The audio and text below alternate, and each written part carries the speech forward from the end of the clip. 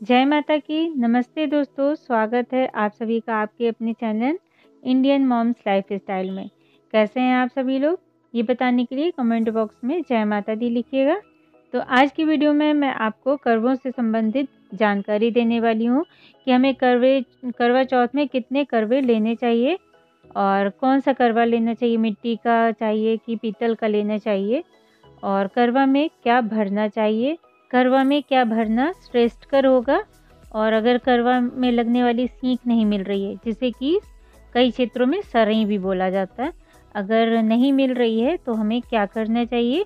सबसे महत्वपूर्ण बात, अगर घर में सासू माँ नहीं है या अगर घर से दूर रहते हैं आप, तो नंद जेठानी कोई भी समझ में नहीं आ रहा कि हम किसे करवे का दान करें, तो ऐसी स्थिति में हमको करवे का क्या करना चाहिए, किसे दान करना चाहिए। और अगर अकेले पूजा कर रही हैं तो करवा फेरने की विधि क्या होगी, और पूजा करने के बाद करवों का क्या करना चाहिए, पूजा के बाद सीख का क्या करना चाहिए। तो इस तरह की जानकारी आज की वीडियो में मैं आपको शेयर कर रही हूँ।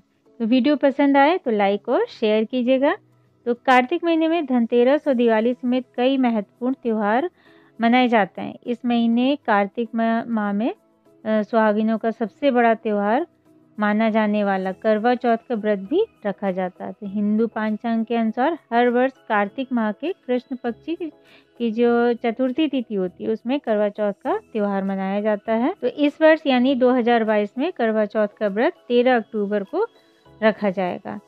इसका शुभ मुहूर्त क्या है और चंद्रोदय का टाइम क्या है, ये मैंने आपको वीडियो में दे दिया है, आप उसे देख सकते हैं। और इसके पहले वाली वीडियो में मैंने आपके साथ ये पूरी जानकारी शेयर की है, आप उसे भी देखें। तो आज की वीडियो में मैं आपको करवों से संबंधित जानकारी दे रही हूँ। तो करवे जो है हमको कितने लेने चाहिए, तो अलग अलग घर में और सभी के घरों का अलग अलग रिवाज होता है। तो कोई एक करवे से पूजा करता है, कोई दो करवे से पूजा करता है। तो दो करवे जो होते हैं वो आप जो है पीतल का भी ले सकते हैं और मिट्टी का भी ले सकते हैं, या फिर आप एक करवा पीतल का ले लें और एक करवा मिट्टी का ले लें। और तो जिनके यहाँ दो करवे लिए जाते हैं तो एक जो है माता पार्वती का होता है और एक अपना करवा होता है। तो हमारा करवा जो होता है वो हमारी दाईं ओर होता है और माता पार्वती का करवा जो होता है बाईं ओर होता है। और किसी किसी के यहाँ एक ही करवे से पूजा होती है, एक करवा रखते हैं और एक जो है आप कोई भी जल का पात्र रख सकते हैं जिसमें आप जल रख सकते हैं, या आप करवे में और जो आप दूसरा पात्र ले रहे हैं उन दोनों में जो है सेम चीज़, यानी कि जो भी आपके यहाँ बनता है या फिर आपके यहाँ भरा जाता है, आप अपने बड़े बूढ़ों से पूछ के ये काम कर सकते हैं। तो मेरे यहाँ जो है होता है कि एक करवे में जो सामान हमारे यहाँ मतलब जो खाने पीने का सामान बनता है, तो मेन तो हमारे यहाँ होता है कि जो चावल के आटे के लड्डू होते हैं, तो मेन वो होता है। और उसके अलावा आपके यहाँ जो अगर पूड़ी बन रही है तो पूड़ी भर सकते हैं, और दही वड़े वगैरह जो भी आपके यहाँ बनता है आप करवे में उसको भर सकते हैं, लाई चूड़ा और मिष्ठान कुछ भी। और इसी तरह से आप दूसरे पात्र में भी भर सकते हैं अगर आपने दूसरा करवा नहीं लिया है। और जल के पात्र के लिए आप अलग से एक लोटा ले सकते हैं, उसमें आप अक्षत वगैरह डाल सकते हैं। और अगर आपके यहाँ ऐसा होता है कि एक कलश की स्थापना की जाती है जिसमें हम भगवान को आवाहन करते हैं, सभी देवता और देवी को, तो आप वो भी रख सकते हैं। और करवे को किसी पात्र से बड़े दिए से आप उसको बंद करके उसके ऊपर कहीं कहीं जो होता है चावल रखा जाता है और कहीं पे गेहूँ रखा जाता है, और उसके ऊपर दिया जलाया जाता है, या फिर कहीं पे जो होता है मिठाई और कोई भी चीज़ जो आपने बनाया है घर में, कोई भी मिष्ठान बनाया है उसे भी रखा जाता है। तो आपके यहाँ जैसा होता है आप उस तरह से कर सकते हैं। तो देखिए करवा हमको कितना लेना है और करवे में हमको क्या भरना है, तो ये दोनों आपके डाउट क्लियर हो गए होंगे।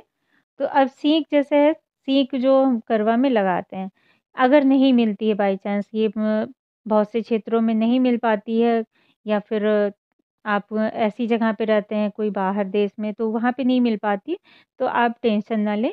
तो आपके पास जो भी पूजा की सामग्री है आप उसी से ही पूजा कर सकते हैं। तो चलिए अब मैं आपको बताती हूँ कि सासू माँ अगर नहीं है या फिर आप घर से दूर रहते हैं कहीं, या ननंद या जेठानी कोई भी समझ में नहीं आ रही कि आप करवे का किसे दान करें। तो ऐसी स्थिति में मिष्ठान वग़ैरह या जो भी आपने बायना रखा है, उसका क्या करें? आपको किसे दान करना चाहिए? अगर ऐसा है कि आप जो है घर से बाहर रहते हैं और अगर सास, नंद, जेठानी कोई भी आपके पास उस टाइम नहीं है, तो आप जो है वो जो सामान आपने रखा है बायने का, तो ऐसा सामान है जो कि खराब होने वाला नहीं है, तो आप उसे रख सकते हैं और जब भी उनसे मिलें तो उनको दे सकते हैं। और जो खराब होने का सामान है जैसे मिठाई वगैरह तो आप उनके अगल-बगल या कहीं भी कोई जो है बड़ी-बूढ़ी आपके जो आपसे ऐज में बड़ी हैं, तो आप उनको भी दे सकते हैं जो जिनको आप जो है सास का दर्जा देते हो या माँ का दर्जा देते हो, तो आप उनको भी ये दे सकते हैं। सासू माँ के बायने में होता है आप साड़ी, चूड़ी और श्रृंगार के जितने भी सामान होते हैं आप उनको दे सकते हैं और आपने जो मिष्ठान बनाए हैं, फल हैं, मेवे हैं, आप जो भी देना चाहते हैं या जो जितनी आपकी सामर्थ्य है आप उसे दे सकते हैं।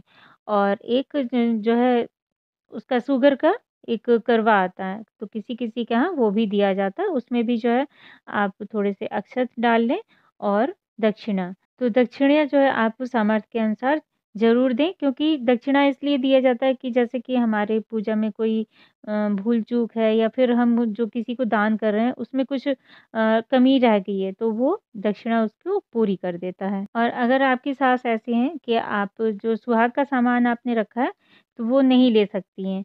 यानी कि आपके ससुर नहीं है तो वो उसका यूज़ नहीं कर सकती। तो आप जो है पहले से ही इस तरह के उसमें सामान रखिए कि आपकी जो सासू माँ यूज़ करती हैं क्योंकि ये बायना जो दिया जाता है वो सासू माँ को ही दिया जाता है। तो सासू माँ को आप जैसी भी हैं तो आप उनको उसी हिसाब से उनका सामान रखिए और उनको दीजिए। अगर बाहर किसी को देते हैं तो उनको भी बुरा लग सकता है क्योंकि ऐसी स्थिति तो किसी के साथ भी आ सकती है और ये खुद के द्वारा बनाई गई तो है नहीं, ये प्राकृतिक होती है। तो इसलिए इससे अच्छा है कि आप दूसरे को दें, तो आप सासू माँ के हिसाब से ही उसमें बायना रखिए। सासू माँ जो पहनती हैं, उसी हिसाब से आप उसमें सामग्री रखिए और उनको दान करिए। और अगर सासू माँ नहीं है, तो आप बड़ी नंद को, जेठानी को, किसी को भी जो आपके ससुराल पक्ष में है, आप उनको ये करवा और ये बायना दे सकते हैं। करवा बहुत से लोगों के यहाँ नहीं दिया जाता है, बस एक रखते हैं, तो करवा केवल अ, वहीं पे हम पूजा की जगह पे रखते हैं, तो आपके यहाँ जैसा होता आप उसी हिसाब से करिएगा। तो चलिए अब मैं आपको बताती हूँ कि अगर आप अकेले पूजा कर रही हैं, अगर आपके आस-पास या कोई भी घर में जेठ-जेठानी, नंद कोई भी साथ में नहीं है, सास हैं, तो अगर आप अकेले ऐसे में पूजा कर रहे हैं, तो आप करवा को कैसे फेरेंगे? जिसके 2 करवे रखे जाते हैं, वो तो एक हाथ से उठा के दूसरी तरफ रखेगा और दूसरे हाथ से उठा के जो पहली वाली है मतलब कि जो हमारा करवा है वो माता पार्वती के साइड में और माता पार्वती वाला हमारे साइड में आ जाएगा। मेरे यहाँ एक ही करवा रखते हैं और एक जो है जल का पात्र, एक लोटा रखते हैं, तो हम जो है उसी से ही बदल लेते हैं। और करवा फेरते समय बोला जाता है, ले सुहागन करवा ले, दे सुहागन करवा दे। तो इस तरह से हमको बोलते हुए 7 बार करवा को फेरना है। और अगर आपने मिट्टी का रखा है, तो उस करवे को आपको कहीं फेंकना नहीं है, ना तो कहीं नदी वगैरह में डालना है। आप उसको साल भर तक रखिए और उसके बाद आप जो है गमला भी बना सकते हैं उसका, उसमें मिट्टी-विट्टी डाल के और पेड़ लगा लीजिए। और आपने जो करवे में भरा है मिष्ठान वगैरह, वो आप अपने आप खाइए और अपने पति को खिलाइए और बच्चों को भी दे सकते हैं। और आपके यहाँ जो करवे के ऊपर अक्षत या फिर गेहूँ रखे जाते हैं, जो भी अनाज आपके यहाँ रखा जाता है, तो वो हमारे यहाँ तो माली को दे दिया जाता है, आपके यहाँ जैसा भी होता हो आप वैसा करिएगा। और करवे का डेकोरेशन कैसे करें, ये भी वीडियो मैंने अपने चैनल पे अपलोड की है, आप उसे भी देख सकते हैं। तो ये थी जानकारी करवे से संबंधित। आपको वीडियो कैसी लगी? पसंद आई हो तो लाइक और शेयर कीजिएगा और चैनल पर नए हैं तो सब्सक्राइब कीजिएगा। फिर मिलते हैं अगली ऐसी इन्फॉर्मेटिव वीडियो लेकर, तब तक के लिए जय माता दी, राधे राधे।